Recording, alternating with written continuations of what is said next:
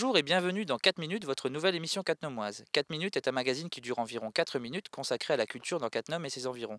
4 minutes sera présenté par les journalistes de Reflet et pour cette grande première, vous aurez la chance d'avoir Miguel. Et Sophie. Au sommaire de 4 minutes, la présentation du complexe du 39 rue des Châteaux, nos coups de cœur culturels et l'agenda des manifestations de Cattenom et de ses environs. Mais tout de suite, entrons dans le château. Voici l'accueil de cette structure qui n'abrite pour l'instant que la médiathèque. Ce complexe est géré par l'association Arcade, présidée par Édouard Colneau. Arcade a été choisi pour gérer l'ensemble de la structure parce que, en fait, au début du projet, il y a eu deux projets de proposés. Le premier, le déménagement d'une association existante, Cattenom Loisirs Culture, dans ces bâtiments. Le second, le projet d'un certain nombre de personnes dont je faisais partie, qui était de créer ici une médiathèque plus un certain nombre d'activités. La municipalité a retenu ce projet. De ce projet est née d'ailleurs l'association Arcade et naturellement, je dirais, la municipalité a décidé de confier la gestion de l'ensemble de la structure à l'association. En dehors de la médiathèque, quelles activités accueillera la structure? Alors la structure du 39 rue des Châteaux accueille déjà un certain nombre d'activités. Tout d'abord une activité photo. Il y a l'activité de la télévision locale Reflet. Et puis, il devrait normalement y avoir une activité informatique. Et puis, bien au-delà de ça, le 39 rue des Châteaux dispose d'une salle de 100 places en amphithéâtre.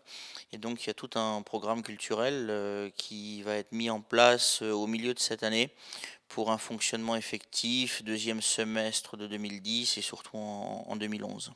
Nous voici dans la future salle de spectacle qui accueillera des manifestations culturelles comme du théâtre, des concerts, des projections de films ou des rencontres avec des auteurs, ce qui nous amène à notre séquence coup de cœur. Il est drôle, il a de la répartie et il est mignon comme tout.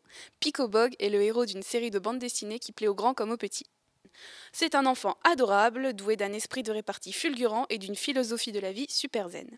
Lui et sa petite sœur Anna s'amusent à rendre fous leurs parents grâce à un sens de la dialectique et la réplique qui tue.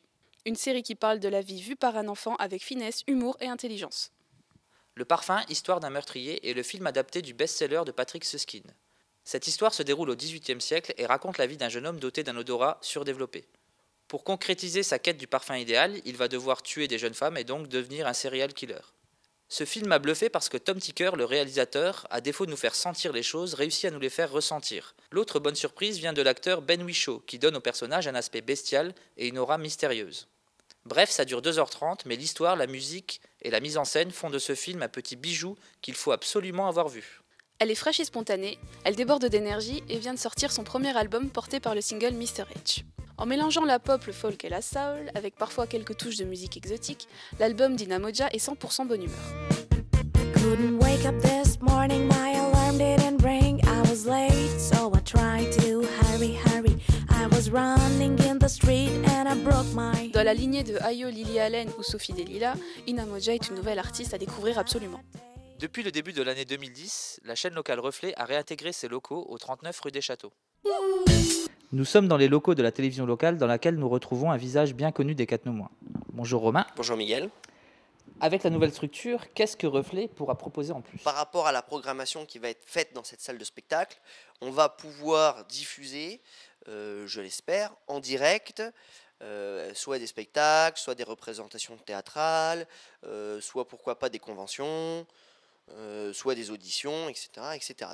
Nous allons pouvoir également, dans ce cadre-là, utiliser cette salle pour éventuellement créer des émissions. Comment l'équipe de Reflet s'organise en coulisses? Alors c'est très simple, l'équipe de Reflet se réunit tous les lundis soirs où elle critique les reportages qu'elle a tournés le week-end d'avant. La critique peut être positive, peut être négative. On distribue les rôles pour les prochains tournages, on prépare l'aspect journalistique de chaque reportage et puis ils partent filmer le week-end parce que ce sont uniquement que des bénévoles. Être bénévole à Reflet, c'est hyper enrichissant, mais c'est assez contraignant parce qu'il faut être dispo les week-ends. Donc plus on est, plus on pourra tourner, plus les gens pourront avoir des week-ends disponibles, d'autant plus que les cours de vidéo à Reflet, c'est gratuit, puisque les gens qui viennent apprendre à filmer filment pour la télévision locale, donc il est hors de question qu'on fasse payer va se payer ses cours. À la médiathèque, on trouve aussi de nombreux magazines pour les mères de famille, les personnes âgées ou les passionnés de musique et cinéma. Et grâce au journal du jour, on peut consulter les nouvelles de Cattenom et ses environs. Par exemple, CLC propose un spectacle. La troupe La Banderole présentera une comédie intitulée Le Béret de la Tortue le samedi 6 février à 20h30 au Casino. Le lendemain, dimanche 7 février à 15h, toujours au Casino, les Allumés de Rodemack joueront la pièce Salle attente. Et jusqu'au 12 février, au Centre culturel Jacques Brel de Thionville, vous pourrez voir une exposition de Gérard Hutt qui vous invite à repenser le monde à travers ses peintures. 4 minutes s'achève, nous vous donnons rendez-vous dans une quinzaine de jours pour une nouvelle édition. Et nous finissons par une citation de Françoise Sagan. La culture, c'est comme la confiture, moins on en a, plus on l'étale.